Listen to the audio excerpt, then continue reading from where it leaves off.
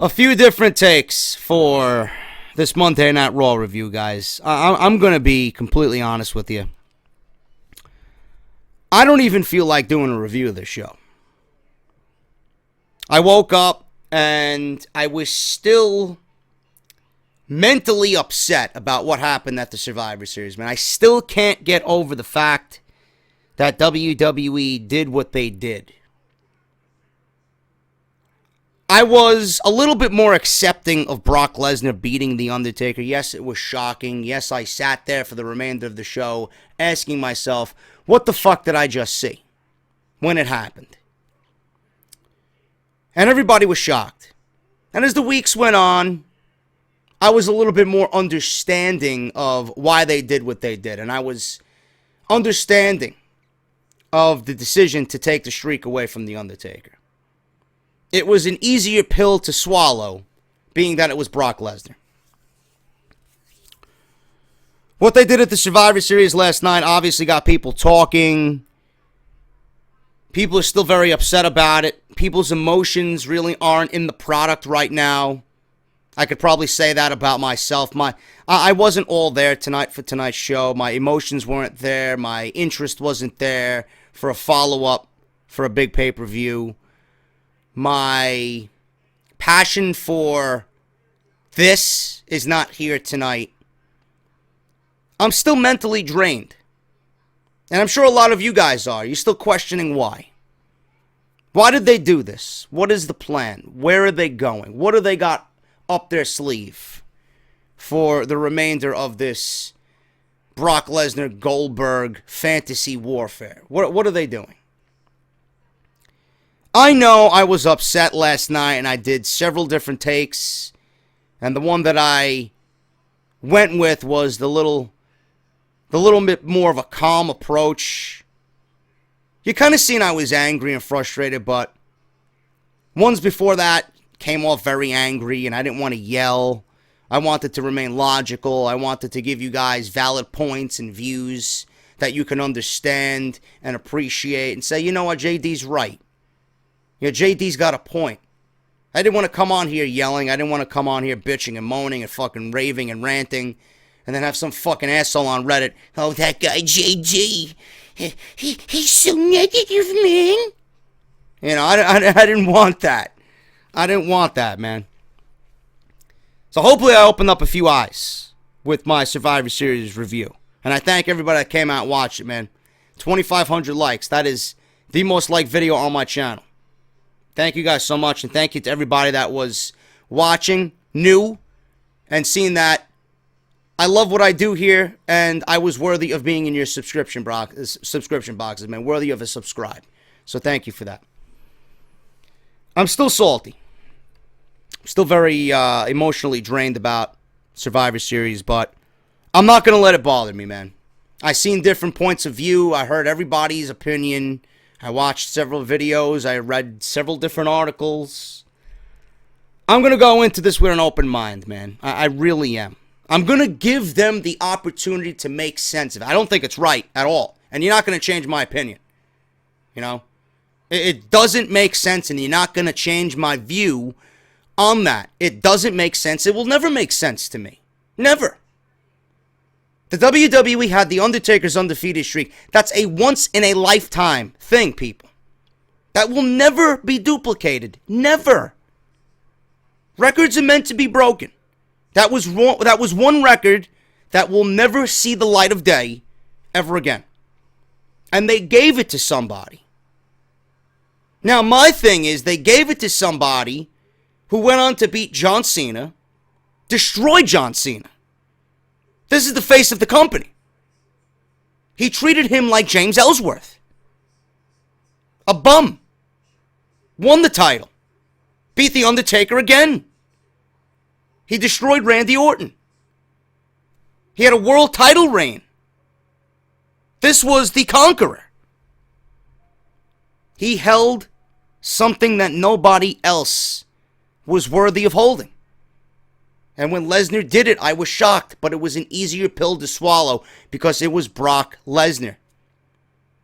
And WWE is the most talented group of individuals on their payroll. This is some of the best talent that's ever stepped foot through the WWE door. And you mean to tell me that there's nobody else on that roster worthy of beating Brock Lesnar in an upset, in a competitive battle, in a fucking battle that's going to make you proud to be a wrestling fan? So that when Lesnar loses, he transfers that streak over to somebody who truly deserved it and earned it. That's where I'm coming from, guys.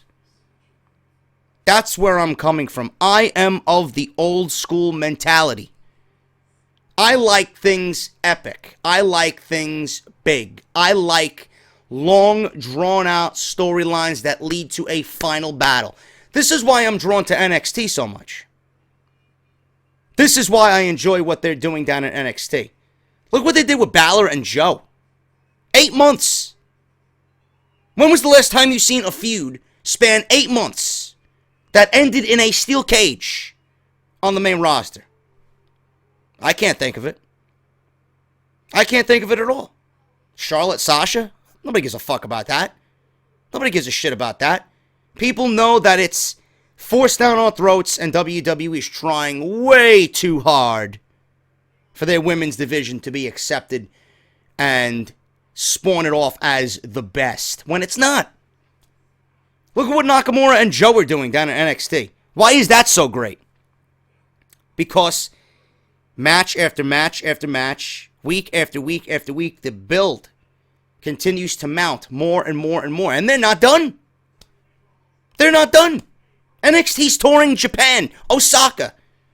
Nakamura more than likely will win the title back in his home country. This is why I enjoy and gravitate to NXT. You mean to tell me WWE had nobody else on the roster they wanted to treat that way and give that honor to? Out of everybody on this roster, there's nobody on the roster that they would have given that honor to? You chose a 50-year-old Bill Goldberg? I don't want to see Bill Goldberg, man. I don't want to relive a video game. I don't want a video game to come to life. I don't want to see Bill Goldberg decimate opponents with 2 moves. I don't want to see Goldberg back from 1998. I don't care. I don't care. And I'm still emotionally drained from whatever happened because I don't agree with it. But I will get over it. Because in the end of the day, or at the end of the day, it is professional wrestling. And I will always be a fan. I just hope that WWE truly makes sense of all of this. And that this ends with something monumental. I just hope that it doesn't end with Bill Goldberg beating Brock Lesnar and having all that aura and that power transferred to him only to be given to Roman Reigns. Because I was thinking early this morning, what if WWE is setting up Goldberg to be this unstoppable new beast? And they do WrestleMania 33, Roman, Spear, Goldberg, Spear, the Battle of the Spears. I was thinking about that. Now, more than likely, it's not going to happen, but I wouldn't put it past WWE to do something that moronic. WWE, apparently, there was backstage news about why it ended last night. I will do a video on that tomorrow, detailing everything. Apparently, Lesnar was the one who called for something like that to happen. He wanted that match to go down the way it did. He wanted a fluky type ending. And Goldberg obviously signed on for more dates and more events for WWE. Before that match took place, Goldberg signed on for the Royal Rumble. And that was the first thing he said, and he started the show tonight. Goldberg is the first entry into the Royal Rumble. He thanked his wife for putting up with his bullshit because he could be a hot-headed son of a bitch. He thanked his son for giving him the passion to get back in the ring and do what he does. And he thanked the fans for welcoming him back with open arms. And then he said he ran across Stephanie McMahon. She's like, Goldberg, you're right. You did have one spear. You did have one jackhammer. You did have one ass kicking left in you. But now I ask you, do you have one more title run in you? And Goldberg is now entering himself in the Royal Rumble. He's not fighting Lesnar at the Royal Rumble. He's not doing anything Brock Lesnar related as of now in the Royal Rumble. He is going to be a part of the 30-man Royal Rumble. Now, the main thing that I was thinking about here, obviously, he's going to be in the Royal Rumble. What do you do with him in there? Obviously, he's not winning. I don't see Brock Lesnar winning the Royal Rumble.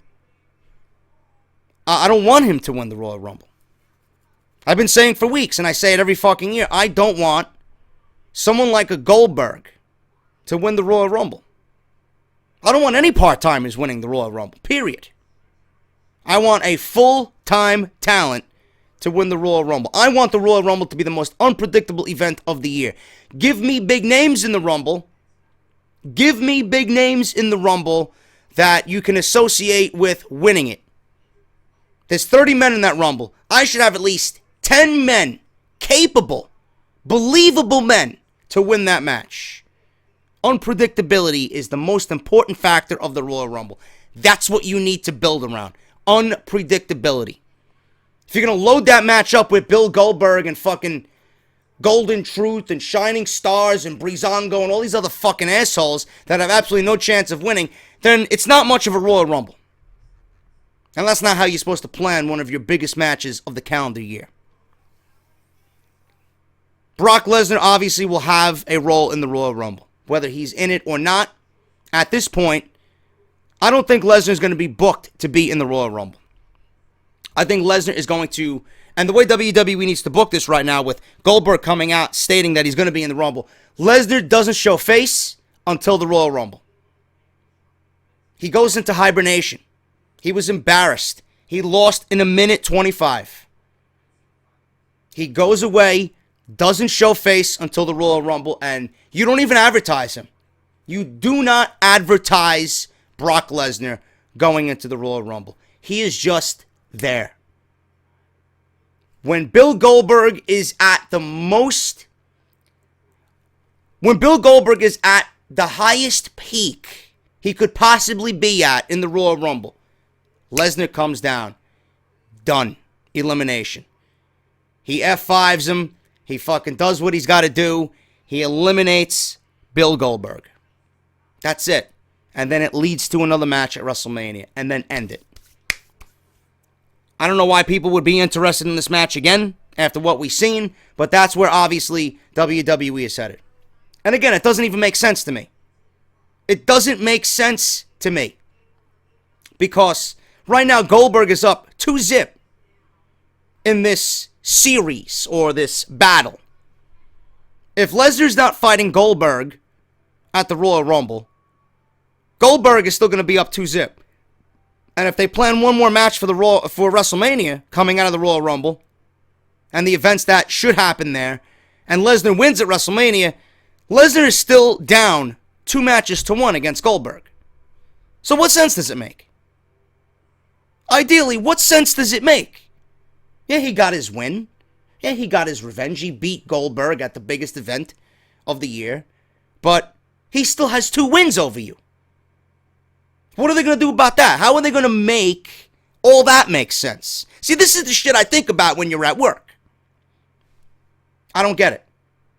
But as of right now, Goldberg, the biggest piece of news that came out of Monday Night Raw, after Lesnar, he's got one more title run in him, supposedly. He's in the Rumble. He's the first official entrant in the 2017 Royal Rumble. That's the way the show started. I just didn't have much emotion going into this show, and I really didn't care about anything else on this show. The only other thing that I really cared about was Jericho coming out of the Survivor Series being visibly upset about what happened to the list. And he proclaimed that he's going to reveal the culprit or who he thinks is to blame for the list being destroyed at the Survivor Series. That was the only other thing I really cared about. But Monday Night Raw, to me, after Survivor Series, it's tough to be excited, man, because you're not going to make me change my mind about what happened. I'm still on an emotional fucking roller coaster, and I haven't come down yet. Monday Night Raw wasn't a bad show. I mean, it wasn't a great show. It wasn't even a good show. It was Monday Night Raw. I'm just a little calm tonight because there's no reason in getting upset. I'm excited for SmackDown. I'm excited to see what they do with SmackDown. Apparently, there's a big tag team match. Going to crown number one contenders for the tag team championships on SmackDown. Daniel Bryan and Baron Corbin. I'm interested to see where they go with that thing after Corbin fucked over SmackDown and Kalisto, and the Cruiserweight's going over to SmackDown, right? You got The Undertaker looming. Is he going to say something to Team SmackDown and Ambrose and Styles? There's a bunch of different things going on right now that I'm more interested in on the SmackDown side. Coming out of Survivor Series, I just am not interested in anything Monday Night Raw is offering me. So after Goldberg, we got a tag team championship match. New Day versus Cesaro and Sheamus. Cesaro and Sheamus, if you guys watched the Survivor Series, were the final team. They went toe-to-toe with the Usos, and they gave Team Raw the victory. They beat the Usos at Survivor Series, and Stephanie and Mick Foley granted them a WWE Tag Team Championship match against the New Day that opened up Monday Night Raw. New Day beat Cesaro and Sheamus with a small package to Cesaro. There was a bro kick. Big E went down. Woods gets on the apron and starts fucking tooting away on Francesca 2.0 Turbo. And this distraction helps Kofi get the pin over Cesaro. Small package. I cry bullshit here, man. I really do. New Day came out and proclaimed and finally mentioned Demolition on television. They mentioned that they're coming dangerously close to Demolition's tag team title reign. And they mentioned that back in the day it was a different age and a different title. And WWE is giving them the opportunity to break the all-time tag team record for title reign. Days consecutively. And they finally brought this to everybody's attention. They mentioned the word Demolition. People popped. Demolition is leaps and bounds so much more of a tag team than the New Day is. It's a different day. It's a different era. You know? New Day can't even fucking lace up Demolition's boots. I don't think Demolition needed a 3-on-2 advantage every single time to win a tag team match, man. And it's the same bullshit every single time with the New Day. It's either Xavier Woods on the apron with Francesca. It's either Kofi Kingston doing some fucking silly shit on the outside. It's either Big E distracting somebody on the outside. Every time the New Day wrestles, it turns into a fucking circus on the outside. And it's some distraction roll-up or a fucking distraction something. And as time goes on, we become numb to it because we're so fucking used to it. But I cry bullshit. Enough is enough.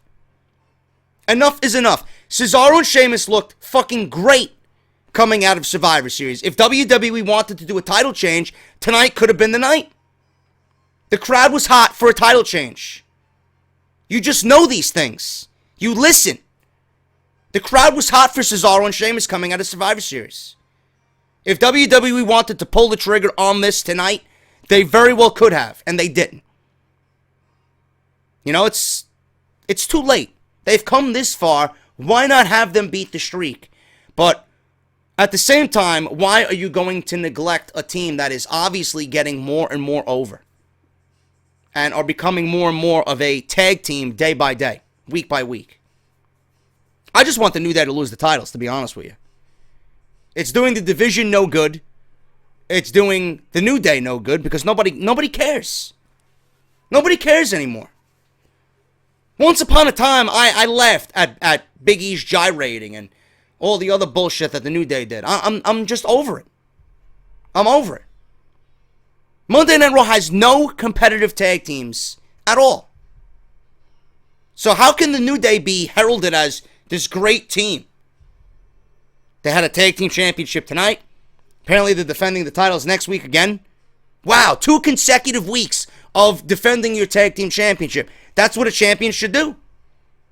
We should be seeing that more often with less bullshit behind it. But this is WWE, and they don't know anything else. So this is the ending that we got. Small package, distraction roll-up, like Solomonster would say, by Kofi to Cesaro. 12 minutes and 18 seconds. Cesaro is a fucking ungodly beast of nature, man. Kofi came off the top rope with a fucking crossbody block, and this guy legit fucking powered him and caught him. He caught him. Kofi was about to hit the ground, and this guy powered him up, literally caught him, picture perfect, coming out of the midair. Cesaro is a fucking beast. One of the most talented men on this roster. Do something with these guys. I am becoming a fan by the week. Get the titles off the New Day. Break the record and get the titles off these guys. Please, it's doing nobody any good. And this is a fucking situation where WWE, I know it's eventually going to happen. They're not going to hold them forever. You know? Get a team ready that you deem worthy. Have the New Day go down. Build another team. The New Day has held these titles so long that when they finally lose them, the next team will be made. Hopefully. Get somebody in line and get those belts off the New Day. Jericho, distraught by, I think Charlie Caruso is her name. He's walking down the hallway. He's upset that the list of Jericho is destroyed at Survivor Series. He calls Charlie Caruso Charles, which got a chuckle out of me. And he's going to say who's to blame for the list being destroyed. We cut away to Enzo Amore stuck outside his locker room. Apparently he's naked, which he really wasn't. You've seen in the blur covering his private area that he was wearing a yellow strip. He was wearing something. He wasn't completely naked. So he's running into the Shining Stars. They're offering him a fucking spot at one of their timeshares. Who the fuck cares? Why don't you go down to one of your timeshares and get the fuck off Monday Night Raw? Nobody can stand you. Titus O'Neil walks by and he says something. I didn't give a shit because it's Titus O'Neil. Enzo then runs into Lana and she's looking down and she's looking up and she's trying not to look at his fucking junk. And then Rusev comes in and starts yelling at him. And apparently Big Cass and Enzo are now trying to ruffle up or get under the skin of Rusev for whatever reason. This is a product of WWE WWE having absolutely nothing to do with all three of these guys. You know? And it really didn't make any sense. It got me to laugh.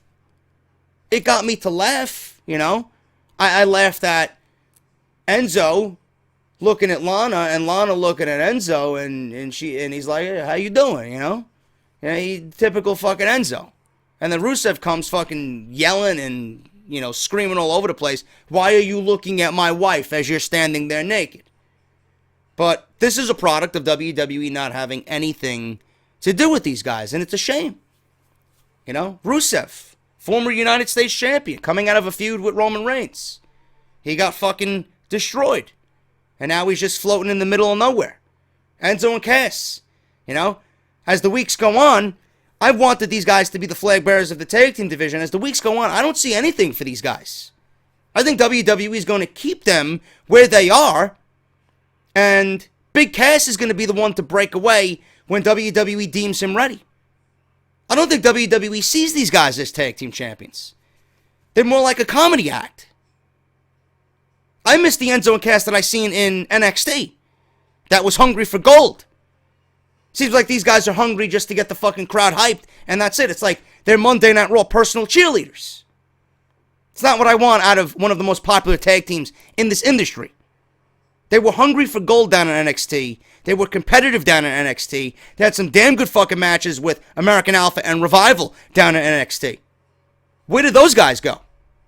I'll tell you where they went. They got too complacent with Monday Night Raw, and now we're sitting on Monday Night Raw looking at Enzo naked with Lana staring at his fucking junk as Rusev is yelling, why are you looking at my wife standing there naked? Well, what am I watching? What am I watching? I'm not saying that it wasn't entertaining, but they give me something better for these guys. This is a wrestling show. It's not a fucking Comedy Central special. And this is why I get frustrated. Nobody understands.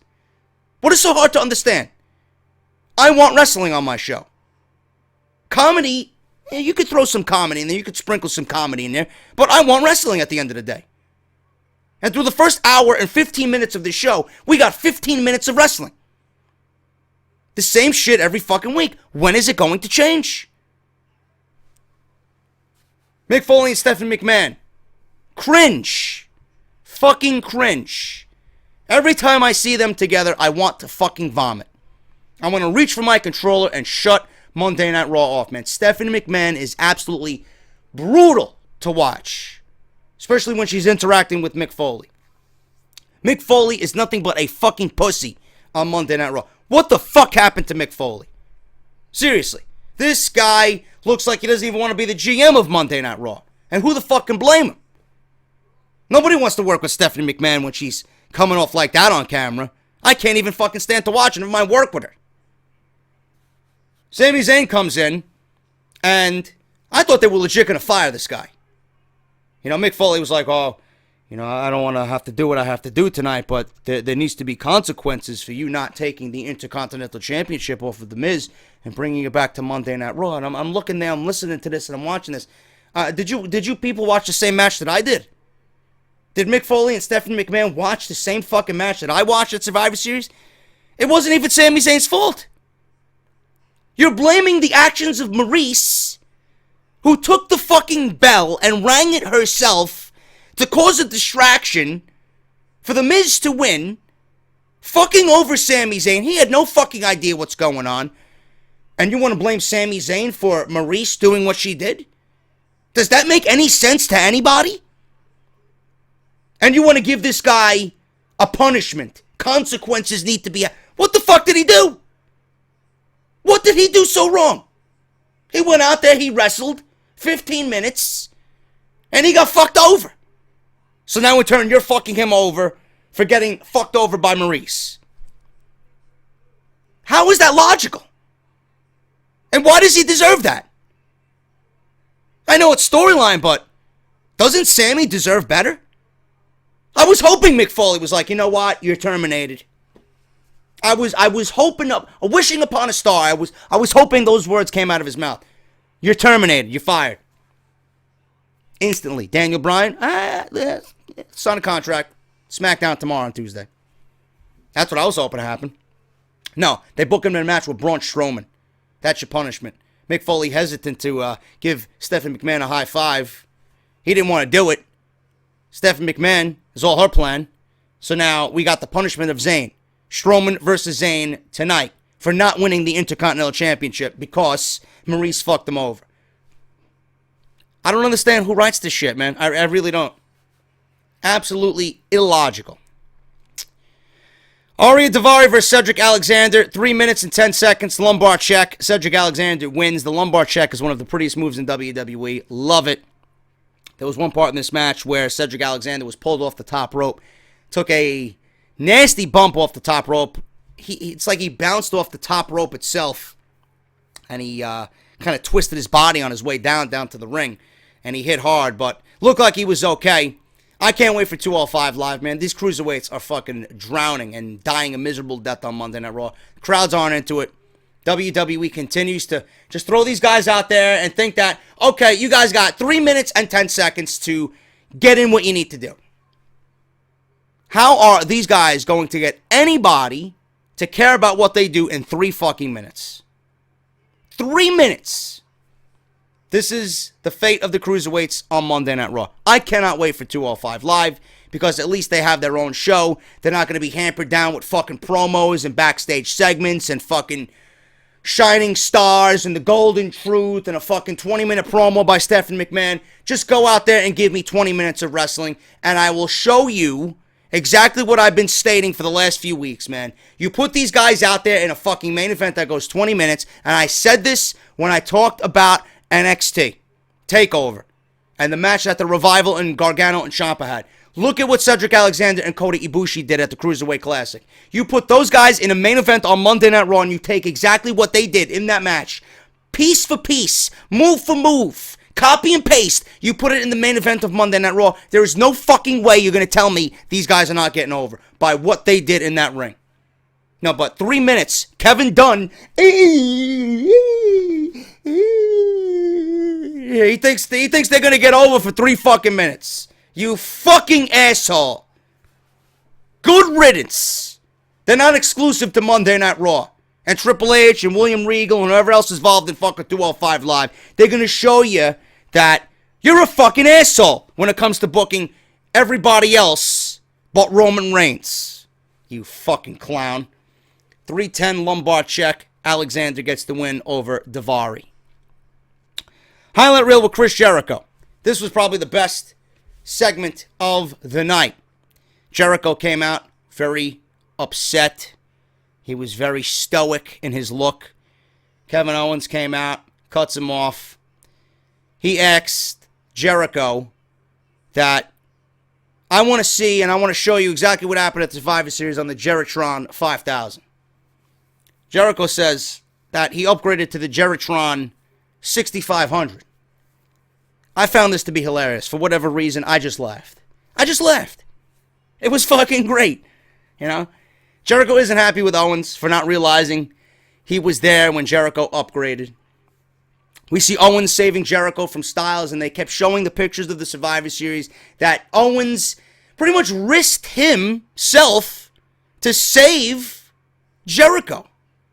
He eliminated himself to save Jericho, and this is what they told, the story that they told here. And he tried to make Jericho understand. He's like, look, I saved you.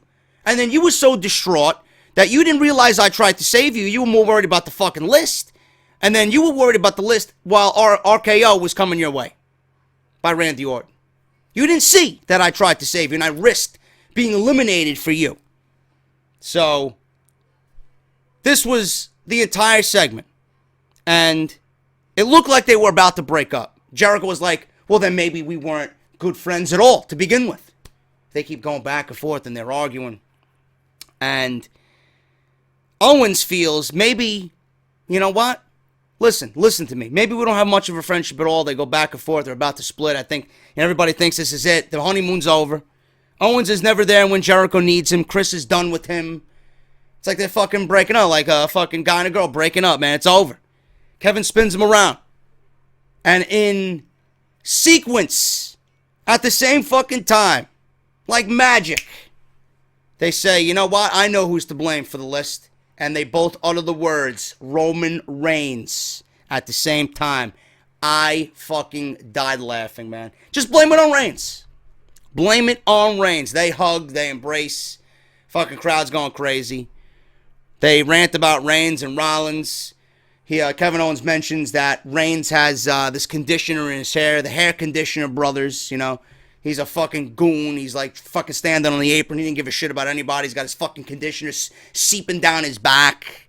You know, it was fucking hilarious, man. These guys are fucking brilliant together. Out comes Seth Rollins. He demands a title shot. There's a brawl. Reigns comes in. And Foley stops everything. He's like, you know what? You joined Team Raw for Survivor Series. You did the favor of joining us. Even though you didn't agree with what Stephanie McMahon was doing to you. And the whole Triple H thing, fucking you over, blah, blah, blah. You joined Team Raw and did us a favor. Now I'm going to do you a favor. Foley grants Seth Rollins a championship match tonight, Universal title match in the main event of Monday Night Raw. Rusev versus Enzo Amore. This match was shorter than the main event of Survivor Series. 58 seconds. Rusev beat Enzo. And that was it. There's nothing more to say about it. Nobody fucking cares. Strowman versus Sami Zayn. This match went 4 minutes, and this match was stopped. Braun Strowman won via stoppage. Mick Foley came out and stopped the match. Sami Zayn couldn't defend himself. Sami Zayn deserves better. Sami Zayn, I'm glad, was not pinned here, but I don't know where they're going with this at all. Is this leading to a match at Roadblock? Is this something that they're going to build up? What are they building this up for? Nothing to do with Sami Zayn. It's not going to enhance Sami Zayn. It's not going to get Sami Zayn over. You know? It's cool to see Sami Zayn not get totally destroyed and pinned and fucking mauled by Braun Strowman. You know? He's got that heart of a lion. He's never going to give up. He's not going to quit. He's going to take a beating and a beating and a beating until he can't fucking move anymore. As long as he wasn't pinned. But where is this going? What is this going to result in? Nothing. Braun Strowman's going to beat Sami Zayn. Sami Zayn is not going to get anything out of this whatsoever. So what is the point of this?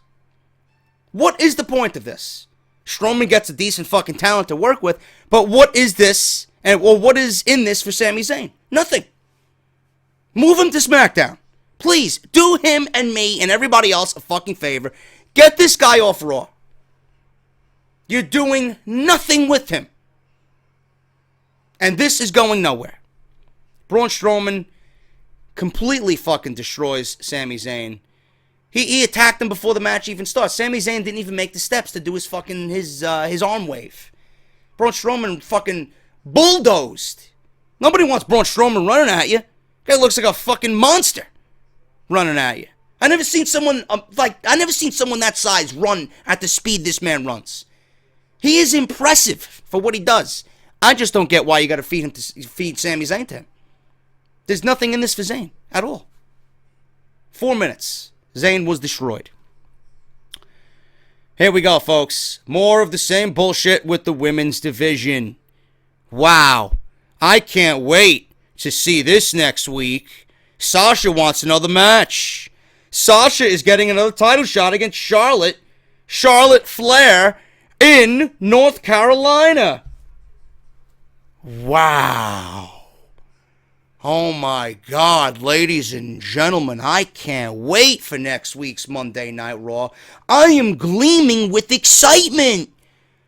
This is unprecedented. For the 17th time in fucking 2 months. Charlotte versus Sasha Banks. Nobody gives a fuck. I don't care. I don't care. They used Nia tonight. I was surprised about that. They used Nia. She teamed with Charlotte against Sasha and Bayley. And this match ended in less than 5 minutes. Bank statement makes Charlotte tap. And it's exactly how the report that I did on Off the Script is going. You know, they're going to have Charlotte look somewhat beatable on Monday Night Raw.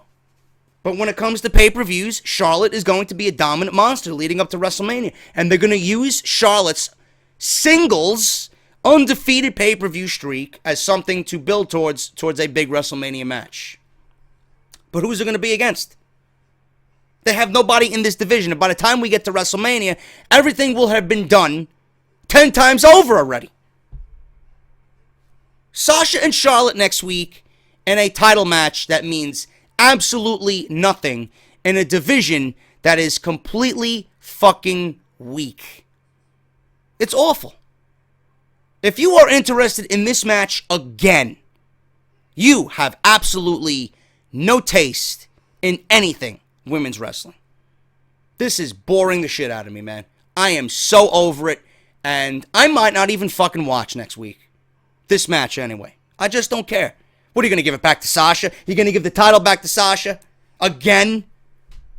So Charlotte wins it a next time and becomes a 4-time women's champion in 2016? Give me a break, WWE. This is exactly what they don't need to have happen. You know? Nia Jax looked strong at Survivor Series. And then they ruined it. They made her tap to Becky. You know? And Nia Jax needs to be built in this division. I'm tired of seeing her just flounder and float around while Charlotte and Sasha hog up all the spotlight.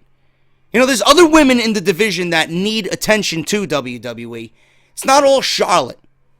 Charlotte, to me, right now, has got go-away heat. I don't care anymore. I don't. You could say the same thing about Sasha. It's coming to a point now, we're not even through half a year of this brand split, and I'm ready for a fucking huge mix-up already. I can't take it no more. I just can't take it. Awful. Absolutely awful. Everything about the women's division on Monday Night Raw is completely skippable. Noam Dar, Rich Swann, and TJ Perkins. Triple threat match. Winner of this match goes on to fight Brian Kendrick on the premiere episode of 205 Live in a main event title match. Rich Swann wins 7 minutes and 50 seconds with a spin kick to Perkins. I like it. TJ Perkins is going to be back in the title hunt sooner or later. But Rich Swann right now, he's got a few wins on television. He's looking good. And I think in front of that crowd at 205 Live, I think it's going to go over very well. I hope to see Rich Swann win the Cruiserweight Championship. And it looks like they gave the title to Kendrick and are having Kendrick hold the title so that a big up-and-coming babyface wins the title from him. And that babyface should be, and I think it will be, Rich Swann. So Rich Swann versus Brian Kendrick, the premiere episode of 205 Live. He wins with a spin kick to T.J. Perkins. We had a tag team match with the Golden Truth, and they fought the Club, Gallows and Anderson. I will quickly say this. The match was shit. Nobody gives a fuck about Goldust and R-Truth. Number two, apparently Gallows and Anderson are getting a tag team title match next week against the New Day. Why should I care? Why should I care? Please tell me why I should care about Gallows and Anderson when they've done absolutely nothing to deserve a title shot, number one. Number two, what have you done to make them look like a credible threat to the New Day going into this title match? This is the Club we're talking about. Carl Anderson, who's lost about 78 times this year via pinfall on live television. This is the same Carl Anderson that got fucking hit in the face with a pumpkin pie. This is the same Luke Gallows that was bobbing for apples on Monday Night Raw a few weeks ago. Who was being hit in the head with a fucking skeleton arm from a fucking prop dummy. Who had a pumpkin thrown on his head and pinned 1, 2, 3 with fucking pumpkin filling all over his face. Pumpkin innards. But I'm supposed to take these guys seriously. Sure thing, WWE. Waste of my time. Show concluded with a world title match, Universal Championship, Kevin Owens versus Seth Rollins. And WWE really needs to learn when to go to commercial. When you have a world title match, and these guys work their ass off, and you don't see a world title match on Monday Night Raw all that often. Tonight, we were lucky. But when you have a world title match on Monday Night Raw, and you go to commercial once, okay. You come back, and within 3 minutes, you go right back to another commercial break for 5 fucking minutes, where I gotta watch the same ECW fucking commercial like I don't know the fucking new show is coming on the network. I get it the first time. Why do I have to watch commercial after commercial after commercial during a 23-minute match where most of us at home see only 9 minutes of it? And then we gotta hear Michael Cole come back from commercial. Oh my God, some of the biggest parts, some of the brutal parts happened during the commercial break. You know, he mentioned something about them fighting on top of the stage during a commercial break. Where was I? Why wasn't I seeing this? Why do I have to hear it from you? And they didn't even give us a fucking replay. At least give me a fucking recap of what's going on. Give me a double instant replay or something. Commercials got to stop. And I want to think that Monday Night Raw has so many fucking commercials in the worst fucking spots because this is USA Network's way of compensating for the shit fucking ratings that this show is getting. They're going to make money somehow off WWE. Yeah, let me throw fucking 3 commercial breaks in a 20-minute world title match in your main event. They better be making some fucking premium money off a commercial 3 times in that spot.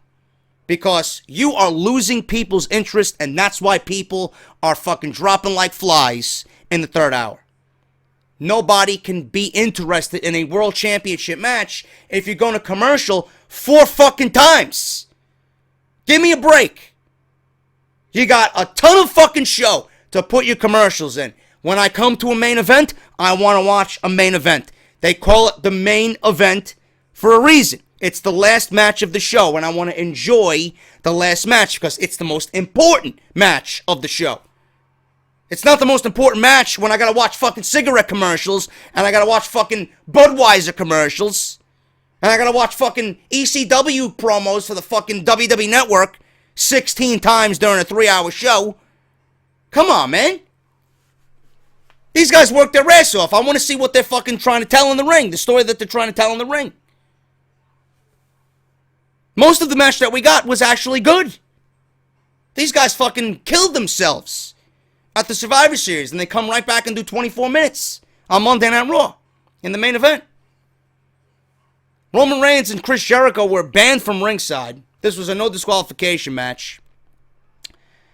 Rollins picked up Owens pretty much for a buckle bomb, but instead of the buckle, it was a fucking table. Owens went through the table. These guys, in the most important part of the match, went into the crowd. They started brawling in the crowd. Seth Rollins climbed up to the fucking entranceway and dove, Jeff Hardy style, right on top of Kevin Owens. They brawled into the crowd and right back to the arena, right back to the fucking ring. And all of a sudden we see this guy in a lucha mask come out of nowhere. I'm like, who the fuck is this guy? You know? Didn't even look like Jericho. Guy had a fucking lucha mask on. He was wearing Shinsuke Nakamura's new hoodie. At least he has good fucking taste. You know? First time we see Nakamura on Monday Night Raw. It wasn't even fucking Nakamura. It was his fucking merchandise. Jericho's wearing Nakamura's hoodie. He's got a fucking mask on. Rollins pulls the fucking mask off. Jericho's there, dressed up, attacking him. He was banned from ringside. He hops over the barricade. He eats a pedigree on the fucking concrete. Owens takes advantage of Rollins, and he does the apron bomb, and he fucking nails him, rolls him back in the ring. 1, 2, 3. He retains the title, and Jericho helps Owens retain the Universal Championship. Mick Foley's probably going to come out, and as per rumors that I reported on off the script, it's probably going to be Rollins versus Jericho at Roadblock, end of the line, and it's going to be Owens versus Reigns, and they're going to build towards that, because Monday Night Raw has a few more weeks to build towards their pay-per-view. SmackDown's got a pay-per-view coming up in 2 weeks, you know? Turn around right from Survivor Series or right back into another pay-per-view. I don't like it, man. I don't like it. So, obviously, Jericho's going to have to answer to Foley next week. Rollins is probably going to want revenge. They're probably going to book a match for Roadblock. They're going to continue building Reigns and Owens, because there's nobody else logically to challenge Kevin Owens for the Universal Championship, you know?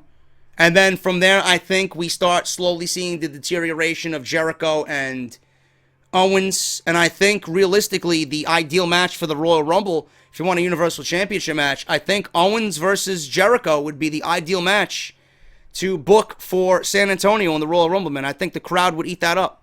And I think those two would have a great program, and the lead into that program would be very good as well. I think those two would have a great set of weeks, just promo-wise. Because they're doing great now. They're the fucking best part of Monday Night Raw. And if you put those two opposing each other, I think they can create even more magic. But this was a great main event. These guys worked their ass off coming out of a fucking 54-minute Survivor Series 5-on-5 match to turn around and give us 23 minutes on Monday Night Raw in a new DQ match. But the commercials, man, they're not going to go away. And there's no sense in me complaining. I just can't fucking stand it. You have 3 hours of a show. Put the commercials somewhere else. Not in the most important match of the show. Give me a break. But that is your Monday Night Raw review. That was pretty much it. Like I said, guys, in the outset, I just wasn't emotionally there tonight because I'm still trying to come down from the Survivor Series. Hopefully, next week when Raw, is in Charlotte, North Carolina, WWE is giving us 2 championship matches. We got a tag team title match nobody gives a shit about. A women's championship match nobody gives a shit about. It's like WWE is trying to give us more on Monday Night Raw, and it's just more of the same shit.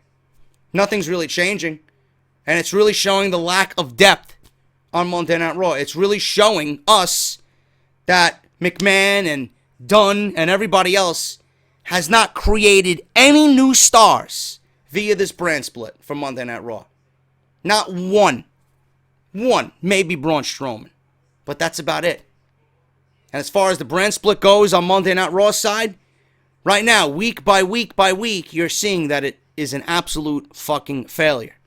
And this is why I look forward to SmackDown every week, man. I'm very much looking forward to SmackDown tomorrow, and that's where I'll see you guys, man. Right here, SmackDown Live, after the show goes off the air, official review and results. Thank you guys so much for joining me tonight. If you enjoyed the video, hit that thumbs up. Thank you for all the love and support this weekend. Wrestling Talk, #1 fucking place right here on my channel, guys. Hit that thumbs up. If you're new to the channel, please subscribe. And there is a big sale going on with Barbershop Window tomorrow, man.